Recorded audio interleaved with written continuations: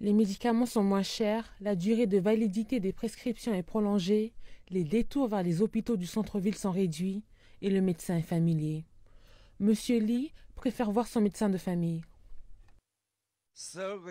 Le système de médecin de famille m'a permis d'économiser 1600 yuan par an. Je vais m'enregistrer auprès d'experts plus qualifiés ou d'un hôpital spécialisé pour ces maladies quand elles vont s'aggraver.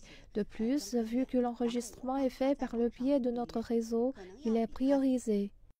Le rapport d'activité du gouvernement de 2017 indique que le service médical familial s'étendra sur 85% des villes du pays d'ici la fin de l'année et commencera à fournir des services pour les seniors et les patients souffrant de maladies chroniques. Cependant, le manque de spécialistes qualifiés a ralenti le développement du service de médecins de famille. Seuls 6% du nombre total de médecins en Chine sont des médecins généralistes, alors que dans les autres pays, plus de 30% le sont.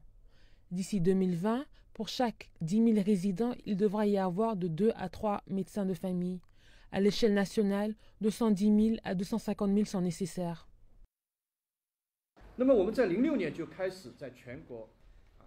Shanghai a mis en place le premier système de formation pour les médecins généralistes, comprenant 90 centres de services communautaires et 38 de formation clinique.